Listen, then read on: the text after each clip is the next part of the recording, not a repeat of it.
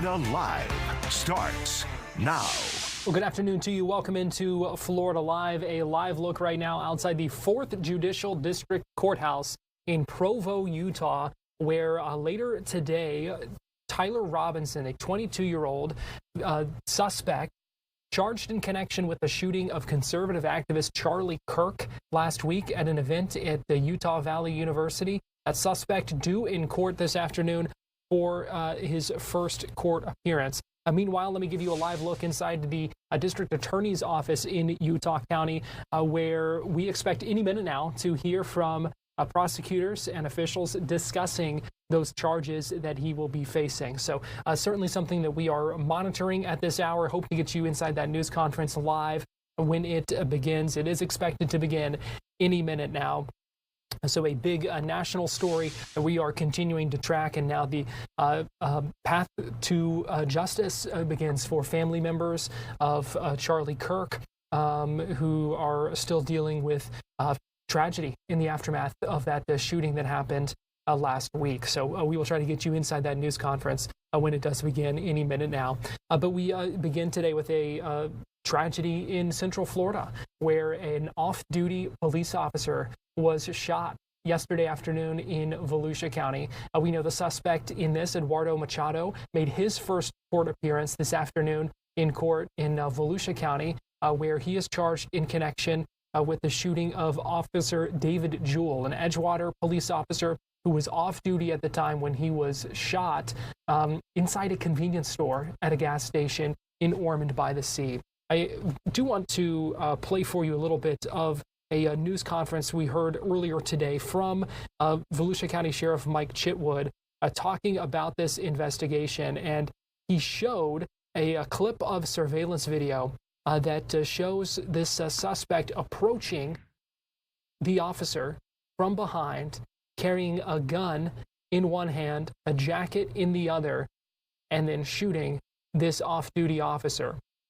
He's accused of firing the gun 24 times, firing that clip all the way once, reloading, and emptying it a second time. 2 full clips, 24 shots fired. No bond for Eduardo Machado from the judge this afternoon in court. But I do want to play for you a little bit of that news conference earlier today, as we heard from Volusia County Sheriff Mike Chitwood talking about what he called a targeted assassination of this off-duty Edgewater police officer. On September the 5th, our assassin went to Buck's gun rack and purchased a Glock Model 20 10mm handgun for $729. He then had to wait the 3-day waiting period. Yesterday afternoon at 2 o'clock, he went to Buck's gun rack and picked up this weapon. 2 hours and 4 minutes later, firing 24 shots, 2 clips, into off-duty police officer David Jewell, assassinating him on the spot. He has confessed that he did it. He has confessed that he knows the difference between right and wrong. He said that he had an argument with police officer Jewell, but he doesn't know when that argument occurred or where that or what that argument was about. He knows that Officer Jewell carried a gun, but he doesn't remember if he saw him in uniform or it was some other time. For the record, Officer Jewell was unarmed yesterday. And from what we understand from his family, when he's not working, he doesn't carry a firearm. So working with the state attorney's office obviously is a first-degree murder case. When you see the video, I think it's going to answer some questions. He also talks about and tells Detective McGuire that he thought earlier in the day of killing and shooting Officer Jewell. And he was having a bad day. And then you'll see in the video, you might not see all of it in the video, but you'll see Officer Jewell walk into the store and go back and get 2 drinks. And you'll see our assassin kind of walk past him, look at him, and go out to the car and retrieve that jacket. And then within a matter of, the whole thing takes about 2 minutes to transpire. And then we have what we have. And again, I will tell you, in 38 years of policing, homicide detective at the time, the fourth largest city in the country, to watch the evil and the calculatingness of what he did to Officer Jewell. You cannot describe it. To unload, stop, reload, and then just go right back at it again and fire additional shots. Again, we're talking 24 shots from probably between 1 and 2 feet away. So, do I need to move this for the play the video, Brian, or are we good? We'll just move out of the way? Okay.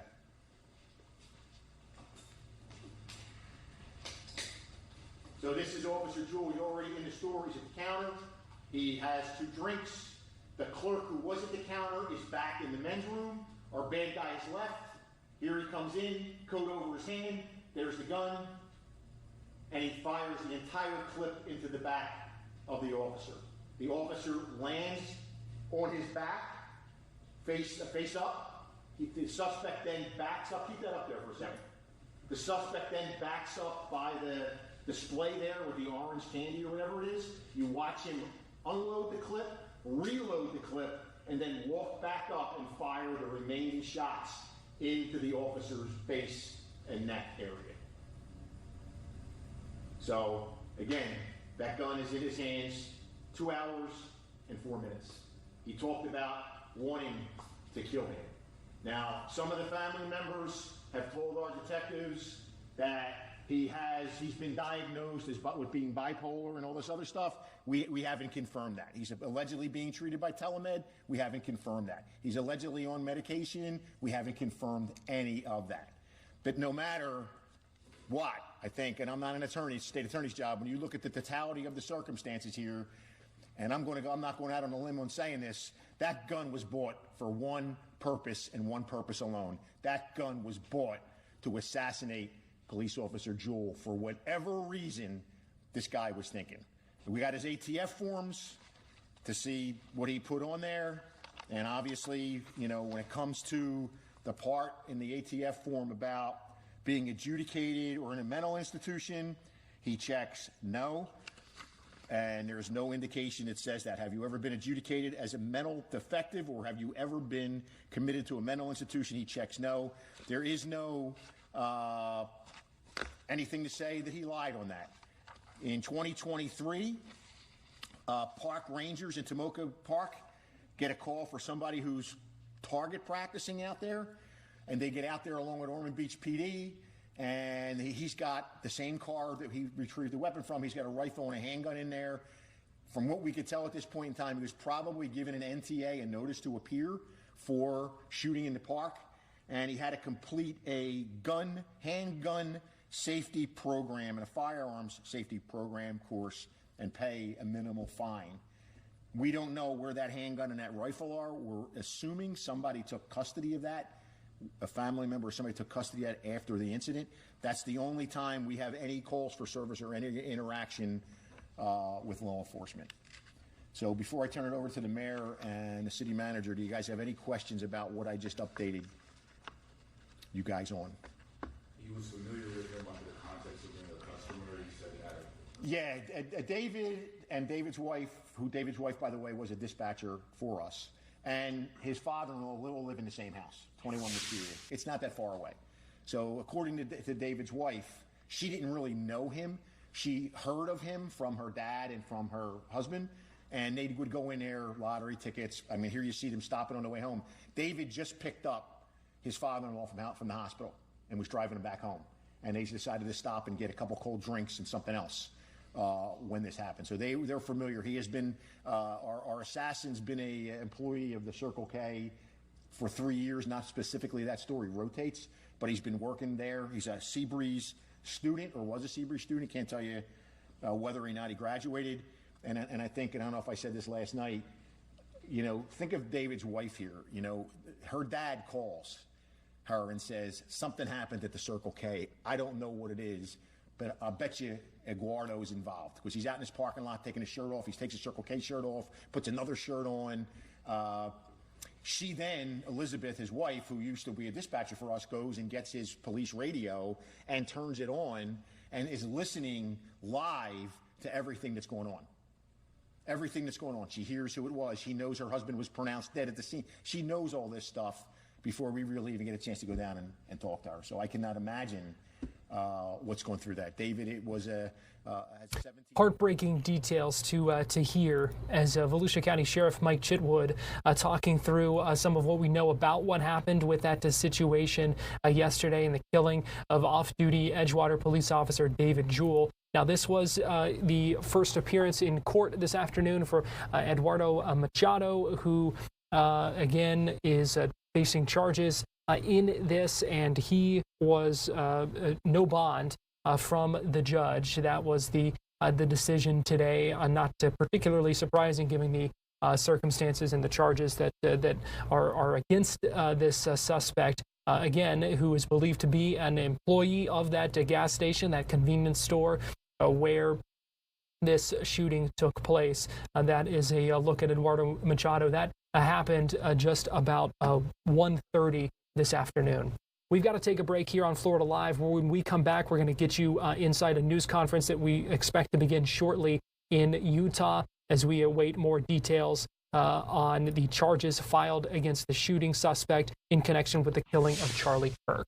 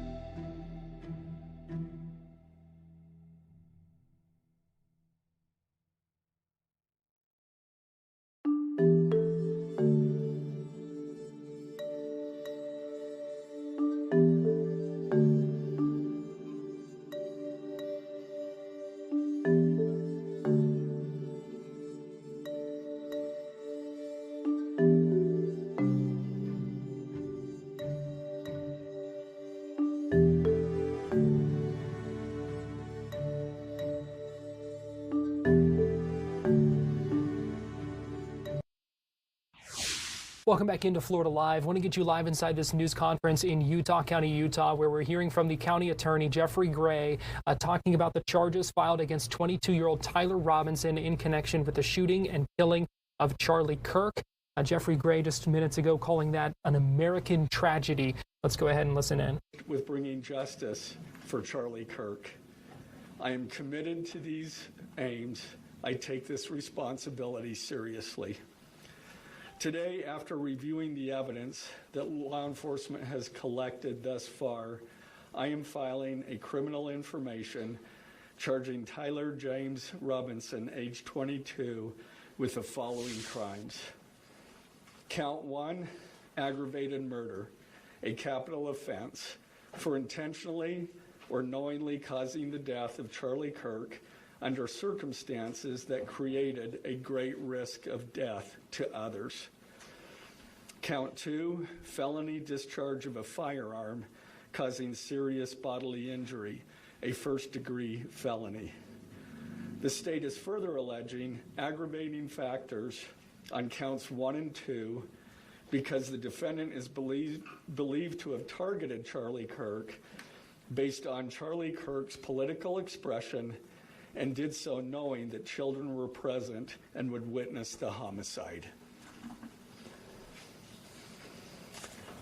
The state is also charging the defendant with count 3, obstruction of justice, a second-degree felony for moving and concealing the rifle used in the shooting.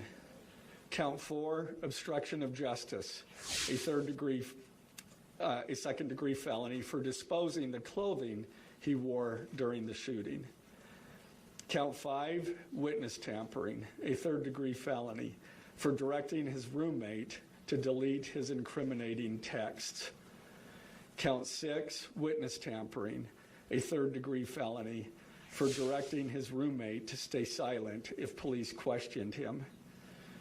And count 7, commission of a violent offense in the presence of a child, a Class A misdemeanor, for committing homicide knowing that children were present and may have seen or heard the murder and did so based on Charlie Kirk's political expression. Also, following the press conference, I am filing a notice of intent to seek the death penalty. I do not take this decision lightly, and it is a decision I have made independently as county attorney, based solely on the available evidence and circumstances and nature of the crime. Because we are seeking the death penalty, the defendant will continue to be held without bail in the Utah County Jail. Turning to the 10-page information, these are the allegations. On September 10th, 2025, at approximately 12:23 p.m., Charlie Kirk was shot and killed while speaking to a large crowd on the campus of Utah Valley University in Orem, Utah. Police found the suspected murder weapon, a bolt-action .30-06 rifle, nearby. Over the next approximately 33 hours, police conducted a manhunt for the shooter until the evening of September 11th, 2025, when Tyler James Robinson surrendered to police at the Washington County Sheriff's Office. DNA consistent with Robinson was found on the rifle's trigger.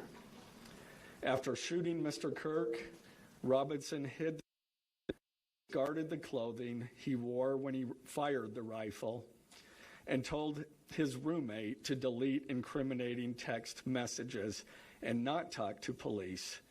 Children were present at the time of the shooting. The shooting.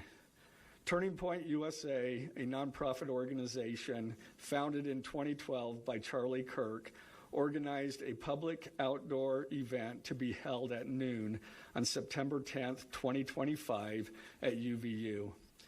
The event was the first in a series of similar events to be held at college campuses nationwide. Mr. Kirk is a well-known conservative activist famous for these type of events where he discusses various political issues and debates with audience members. His events and comments have garnered a significant number of supporters and drawn the ire of many who disagree with his political views. The event at UVU was announced far in advance and garnered significant publicity and interest. Consequently, several hundred people attended. Mr. Kirk was interacting with a crowd before the event officially got underway. Then, at approximately noon, Mr. Kirk seated himself under a portable canopy behind a table and microphone. He began speaking to the crowd and fielding questions from attendees, a format Mr. Kirk commonly used at his events. Mr. Kirk allowed his questioners to approach a microphone positioned directly in front of him. Mr. Kirk's team members were very close to him on his right and left, as well as some behind his canopy, and others at various close locations near him. The large crowd surrounded Mr. Kirk on three sides. Temporary metal fencing separated attendees from Mr. Kirk by only a matter of feet. Directly above and behind Mr. Kirk was the UVU Hall of Flags, an indoor walkway spanning several hundred feet with floor-to-ceiling glass windows which overlooked the plaza where Mr. Kirk was seated. People were in the walkway at the time of the shooting. Approximately 15 minutes into the event, Mr. Kirk was answering a question about mass shootings by transgender individuals when a gunshot rang out. The bullet struck Mr. Kirk in the neck. He slumped to the ground almost immediately. The bullet's trajectory passed closely to several other individuals beside Mr. Kirk, including the questioner who was standing directly in front of Mr. Kirk. Children were visible near Mr. Kirk's stage when he was shot. Mr. Kirk was rushed to a nearby hospital where he was declared deceased. The medical examiner's report is still pending. So UVU surveillance. So at the moment of the shot, a UVU police officer was watching the crowd from an elevated vantage point. As soon as he heard the shot, he began to scan the area for threats. Believing the shot came from a rifle because of its sound, he looked for potential sniper positions. He noted a roof area approximately 160 yards away from Mr. Kirk as a potential shooting position and rushed there to look for evidence. The suspected shooting position is adjacent to an open, publicly accessible walkway. To access the suspected location, a person must climb over a railing and then drop to the roof only slightly below. The UV officer climbed over the railing and down onto the roof. He then walked to the suspected shooting position and confirmed a clear shooting corridor between the position and Mr. Kirk's seat. He also noticed markings in the gravel rooftop, consistent with a sniper having lain on the roof, impressions in the gravel potentially left by the elbows, knees, and feet of a person in a prone shooting position. Police reviewed surveillance from the camera covering the roof and discovered that it recorded an individual dressed in dark clothing cross the railing from the public walkway and drop onto the roof at approximately 12:15 p.m. Although the individual moved out of the camera's view for a short time, the camera again captured the individual running across the roof and then low crawling to the area the UVU officer recognized as where the suspected sniper had dropped into a prone shooting position. After a short time, which matches the known time of the shot, the individual arose and ran across the roof to the northeast. This discovery led to an intensive review of UVU surveillance recordings to track and identify the suspect. Surveillance revealed the following. At approximately 11:51 a.m., the suspect entered campus from the north. He is seen wearing a black shirt with an American flag in the center, a dark baseball cap, and large sunglasses. Throughout the surveillance, the suspect keeps his head down and rarely raises his head enough to get a clear image of his face. As he proceeds across the campus, he is seen walking with an unusual gait. The suspect walks with very little bending in his right leg, consistent with a rifle being hidden in his pants. This unusual gait continues until the suspect is seen crossing the railway off the open walkway and onto the roof, where he leaves the camera's view. A camera later captures the suspect as he runs across the roof to the suspected shooting position. Immediately after the shot was fired, a camera captures the suspect running across the roof carrying an item whose shape is consistent with a rifle. The suspect is then seen climbing down from the roof. He appears to drop the item he was carrying as he hits the ground in a controlled fall. He then picks up the item and runs toward the northeast end of campus. Expanded crime scene investigation. Law enforcement officers followed the suspect's escape path to the northeast end of campus, where they believe the suspect left campus and entered a wooded area. In that wooded area, investigators found a bolt-action rifle wrapped in a towel. The rifle contained 1 spent round and 3 unspent rounds. This is consistent with the facts officers observed at the time of and immediately after the shootings. No shell casings were found on the roof, suggesting a bolt action rather than an auto-loading weapon, and only a single round was fired. Each round in the rifle contained an etched inscription as follows. The fired cartridge was etched, "No Tice's bulge, OWO, what's this?" The second cartridge that was again not spent, the last 3 were not spent, were not fired. The second, "Hey fascist, catch," with arrow symbols. The third cartridge, "Oh Bella Chow, Bella Chow, Bella Chow, Chow Chow." The fourth cartridge, "If you read this, you are gay," LMAO. The rifle, ammunition rounds, and towel were sent for forensic processing. DNA consistent with defendant was found. Yeah, prosecutor continuing to speak right now in this news conference, announcing several charges filed against 22-year-old Tyler Robinson in connection with the shooting of Charlie Kirk, including aggravated murder. That is a capital offense, and the prosecutor says he also intends to seek the death penalty against Robinson for this shooting. We're going to take a break here on Florida Live, but we'll be right back.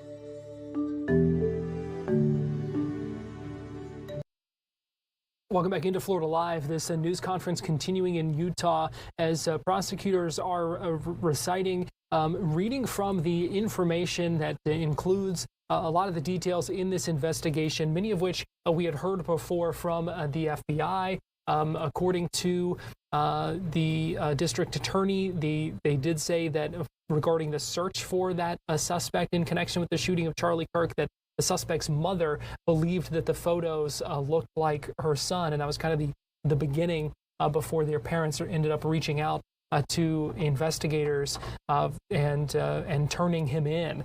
So some new details as we learned today that prosecutors are going to be seeking the death penalty against that suspect. Meanwhile, the fallout from this shooting continues. I want to bring in Kimberly Leonard, a Politico reporter and the author of the Florida Playbook newsletter, who joins us weekly at this time here on Florida Live. And Kimberly, we appreciate you joining us today here on Florida Live. Yeah, good to be here. Kimberly, so I want to start because we have seen ripple effects of this shooting here in Florida as well, especially when it comes to people reacting to the death of Charlie Kirk. Yeah, I mean, what we're seeing in Florida is also happening nationally. There's been a lot of employers, a lot of elected officials, and others who are concerned about some of the material that they're seeing on social media, reacting to the very public and tragic assassination that, everyone saw last week. And, there are people scraping through things that he has said over the years. There are people making remarks that are, extremely callous, or in some cases, officials fear are even violent or not held to a standard that they want to see. And so there is a debate in Florida now, as well as nationally, over whether there are any ramifications that should happen as a result of that. So we have seen teachers in Florida being investigated because of things they have posted on social media. We don't always have the information about what it is that they said, only that they're being investigated. It's happened to professors. There's a city councilman down here in Palmetto Bay, which is a suburb of Miami near where I live, who has had colleagues call for him to resign over something that he posted on social media. And it's a bipartisan group of colleagues, but he's refused to resign. And so what happened last week is turning into a big debate over free speech, over accountability, what the appropriate response is, and something that I think we're going to keep on seeing all the way through the state and then, nationally as well. Now, to shift gears a little bit, I do want to talk with you about the reporting yesterday that we have seen about Jerry Demings, the Orange County mayor, expected to enter the governor's race. He did not deny that. In fact, kind of teased it a little bit when he spoke yesterday, responding to some of the Doge audits. But one of the interesting things I think you wrote about in this morning's Florida Playbook was looking at kind of the early messaging from the Republican Party when it comes to his potential candidacy. Yes, I've been watching Mayor Demings very closely, and I had the opportunity to speak with him a few weeks back, and he had told me that, yes, he was considering a run for higher office, and he had also just released a book. Everyone thinks it's going to be governor, and that's what I'm hearing as well. So he has been someone who has really been, I would say, almost placed into the position of a foil to the DeSantis administration.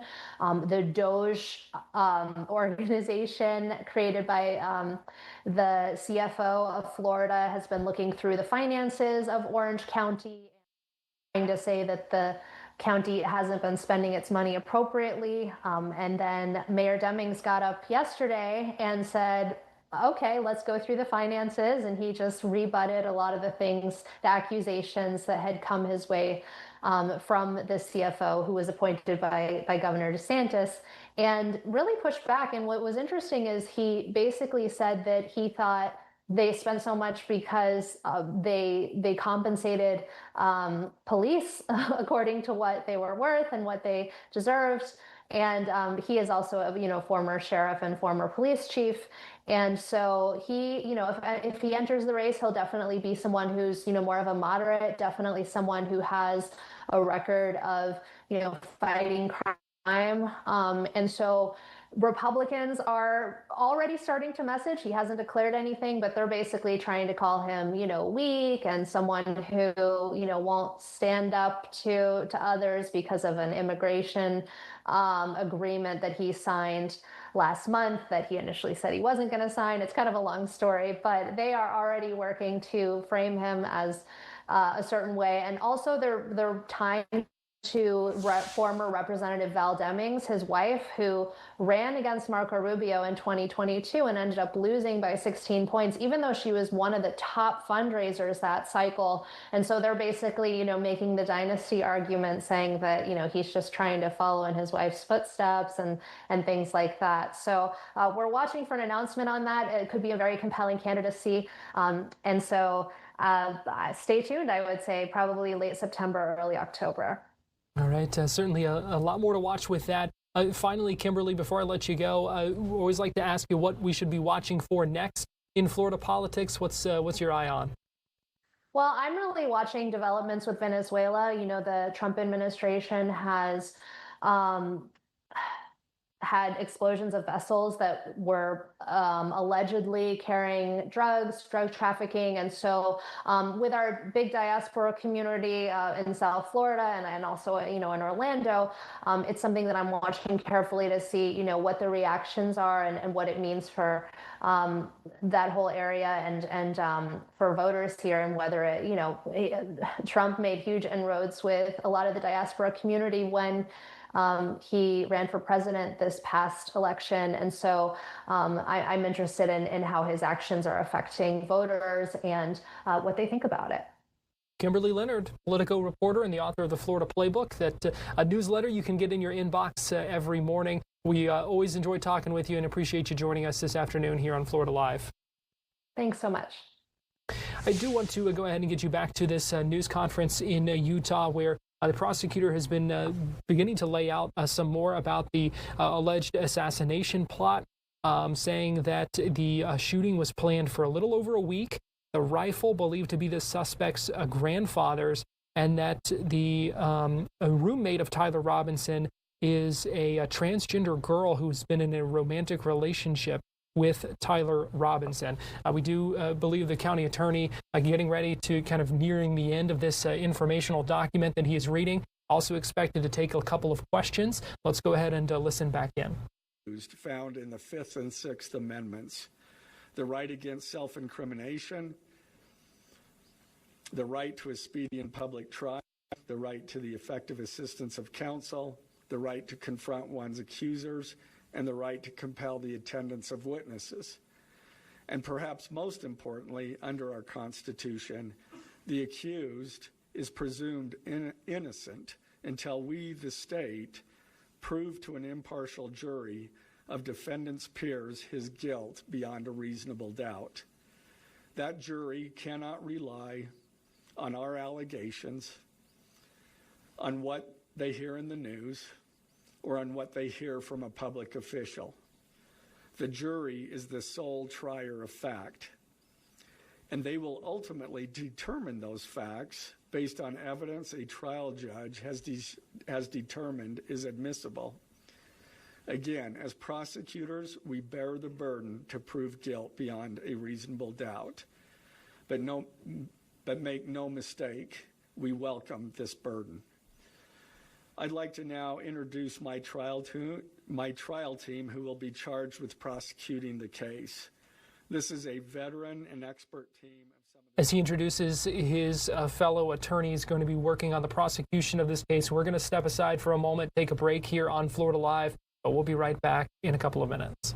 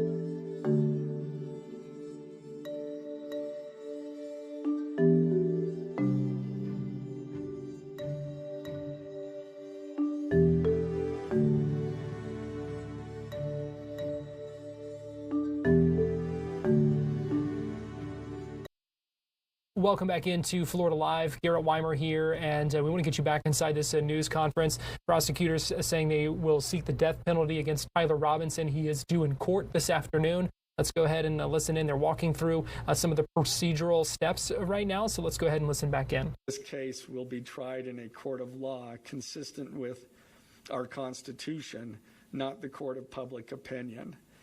Thus, we will only discuss the case with the press occasionally.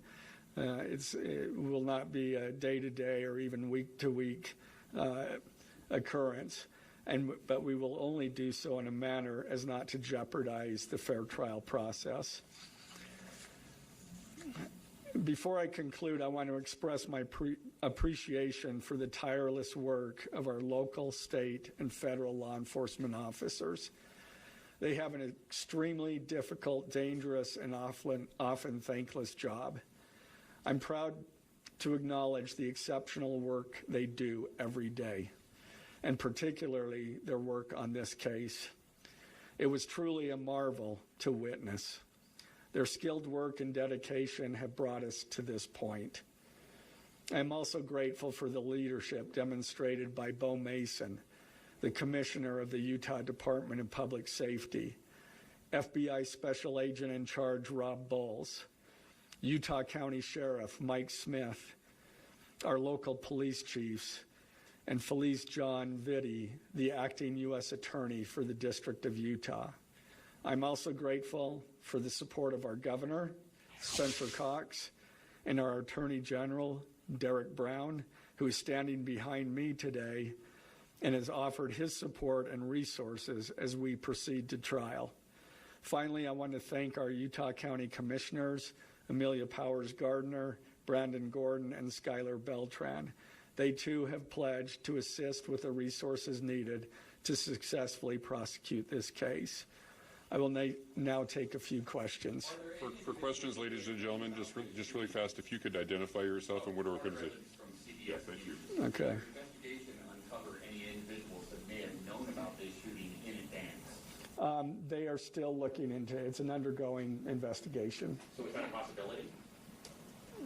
They haven't ruled that out. Ed Lavendero with CNN, the text message that you exchanged with the roommate, can you kind of give us a sense of, did that happen over several hours? Did it happen before? I don't have that information. Emily Anderson, Stern, the Salt Tribune. I know, acknowledging that you made this decision to pursue the death penalty independently, did you hear it all from the Trump administration or Governor Cox's administration as you were working on these charges? I talked to officials from both administrations, but I was not pressured to make a decision. I understood their feelings on it because it was in the news, but we didn't really discuss that. Mr. Gray, the FBI director, sir. Any indication that transgender issues played a role in the motivations for this shooting?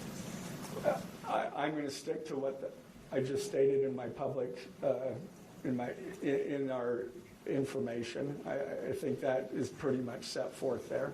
Mr. Gray, Ben Winslow, Fox 13 News. Just asking, are you planning to file charges against anyone else in connection with this? Again, we don't have any information at this point of additional suspects, but I know that our law enforcement agencies are continuing to follow leads. Mr. Gray, the FBI director today said that you are, quote, or that other people, a number of people are being investigated and interrogated. So it seems that there are people who might be up for possible charges. Yeah, I'm not. Believe that the suspect was a lone wolf, or could this be part of a... I can't comment on that. I'm not aware of all their investigation. I just know that these agencies are continuing to investigate this case and follow all leads. Mr. Times would like to know, how does this possibly interface with any federal charges? That's up to the feds. They have different charges, and they're reviewing the evidence, and after they review the evidence and the law, they could file charges, but I'm not privy to exactly what they're looking at. Dennis Helfrich with the BBC. You spoke a lot about text messages with the roommate. The governor previously said the roommate is cooperating, but could we see charges against the roommate? Again, I'm not prepared to answer that question. Mr. Gray, Reuters News, is it unusual to cite a political motivation as an aggravating circumstance? It's part of our code. And so we charge that. And Mr. Gray, just you asked at KUTV, for those that aren't of a legal mind, is this a confession, the text messages? Is that legally a confession? And is he cooperating since he's been taken into custody? Ultimately, a judge will determine that at trial. And cooperation, has he spoken at all? Has he been cooperating since he's turned himself? Again, I'm not going to comment on that. Has he made any statements at all? Mr. Gray, Morgan Chesky, NBC News. Okay. What more can you tell us about the suspect's time online that some say radicalized him? I am not aware of that information. It's, again, still under investigation. And has he expressed any remorse so far about this attack? I am not going to comment on that. Is he continuing to not cooperate? I am not going to comment on that. Mr. Gray, the FBI director has been way out in front in terms of presenting evidence to the public. Your team has been very circumspect, very measured in what they've let out. Has that hampered your investigation and the build-up to this?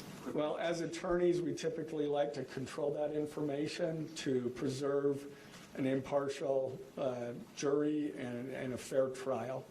Does the suspect have representation? Is he a lawyer yet? Excuse me? Does the suspect have a lawyer? I don't have that information. Can you tell us more about what the family may have said in interviews? Mother? What the family said is what I provided. Mr. Gray, do you anticipate that the defense will try to get this trial moved out of Utah County, and how will you respond to that? That from where? From Utah County. That the defense will be from Utah County? Well, that they will try to get the trial moved. I couldn't predict what they're going to do. You say, is there any evidence to suggest that the timing of the shot and the question that was asked about mass shootings transgenders, is that more than coincidence? That will be for a jury to decide. Mr. Gray, are you confident that the roommate had no part of this attack whatsoever? Again, I'm not going to comment on the evidence. But the evidence so far, does it show any involvement? Again, I'm not going to comment on other than the facts that or the evidence that we've gathered so far. Does the mention of the DNA here in the press conference jeopardize his right to a fair trial? I don't believe so. This is part of a public document that we have to file as we file a criminal information. We have to file a probable cause statement. That's a public document, and so we're comfortable with that. Are his parents and the roommate still cooperating? I'm not going to comment on that either. The FBI has said that this suspect had a hatred of Kirk. What else can you share about that? I can't share any more than what I've already said. This was an incredibly precise shot. Do you have evidence that he went places to practice or have tracked his movements before the shooting that's given you insight into how he prepared? The evidence that I'm willing to share is what I just read in our statement, and it's in the information. I'm afraid we're going to have to cut it off there. Okay. If he could just answer, did you consult Erica Kirk about seeking the death penalty? I'm not going to comment. Ladies and gentlemen. That news conference coming to a close in Utah County ahead of the first court appearance this afternoon in Provo. This is a live look at the courthouse there where we expect Tyler Robinson to make that appearance around 5 o'clock. He is facing 7 counts, including 1 count of aggravated murder, which is a capital offense, a second count of felony discharge of a firearm, 2 counts of obstruction of justice, 2 counts of witness tampering, and then a final count of basically committing a crime in the presence of children. We did hear from the prosecutor speaking earlier this afternoon, saying they intend to seek the death penalty. Learned some new details about the conversation between Robinson and his roommate, where they apparently had discussed the assassination plot. All of these details included in that charging document. That information that is being filed will be a public court record as the prosecutors seek to build this case and file these formal charges against the suspect who is wanted and has now been arrested, and now begins the kind of legal path forward in the case against the shooting suspect accused of killing Charlie Kirk at that event at Utah Valley University last week. We're going to take one more break here on Florida Live, but we'll be right back.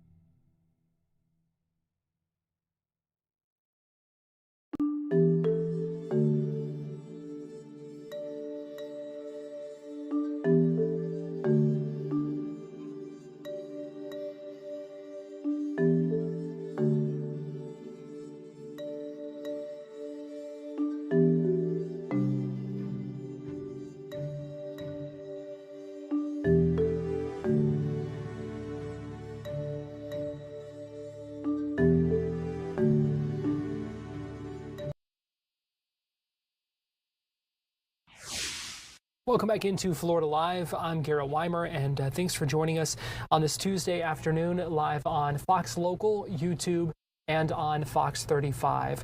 Striking images of a deadly 8-car crash over the weekend on I-95 in Brevard County. It happened just before 4 o'clock Sunday morning near the Wickham Road exit. We got some new details, I believe it was yesterday, that it was caused by a wrong-way driver going south in the northbound lanes. Now, earlier today, we had the chance to speak with Lieutenant Tara Crescenzi, Public Affairs Officer for Florida Highway Patrol's Troop D. And we talked with her about this crash and some of the questions that still surround it and what drivers need to know when it comes to the dangers of situations like this. This is Fox 35 Associate Producer Reina Nieves speaking with Lieutenant Tara Crescenzi just a little bit ago. Sunday at approximately 3:50 in the morning, the Florida Highway Patrol was investigating a wrong-way driver crash that was on I-95. In that crash, it was devastating and very destructive. There was 8 cars involved. We have learned that the driver made a U-turn on the interstate at approximately the 192.5 mile marker. So they made a U-turn on the interstate and then went the wrong way and went head on with an Impala at approximately the 190 mile marker. After that initial collision, it caused a chain reaction crash between vehicle 3 to vehicle 8. And there was a range of injuries from minor to serious. Wrong way driving. If you are driving in the middle of the night, it is best to stay out of that inside lane and drive within the center and outside lane. What we have seen is that when wrong-way drivers do enter the interstate, either from a ramp or if they make a U-turn, they would probably be in that far left lane. So it's always important to be vigilant, be aware of your surroundings, look for any overhead signage that says there's a wrong-way driver ahead. And if you see one, notify law enforcement immediately. Do not delay. Right, and that's good advice to hear as well. We noticed a couple of people that were actually saved from the accident were wearing their seatbelts, and unfortunately those that passed away weren't wearing their seatbelts. Is there any advice or things that you can tell our viewers about that situation? Seatbelts are the best safety feature of your car, but you have to wear it. So before you get behind the wheel and before you start taking off, make sure that you're buckled up, make sure all your passengers are buckled up, and especially our little ones, making sure that they are properly restrained in car seats and that they don't unbuckle. And just some technical prevention techniques about, wearing your seatbelt and preventing these kinds of accidents in the future, talking about like distractions and other things that we can avoid. So what's so important when you get behind the wheel is that you keep your mind on driving, your hands on the wheel, and your eyes on the road, because a distraction, even for a second, could have life-altering consequences. And that's the same if you're a passenger in a vehicle. If you've noticed that your driver is driving distracted, tell them, I'll write back to that text, I'll answer that call, I'll navigate the GPS so that they can keep their focus on driving. Some important advice there, especially what to do with a wrong-way driver, because it's something that you hear about, you see sometimes, and certainly a terrifying situation. But again, that 3 people were killed in that crash over the weekend, 8 cars involved. 5 other people were taken to the hospital in that situation, and just seeing the aftermath of that is certainly terrifying to see. Let me give you a live look right now at Capitol Hill.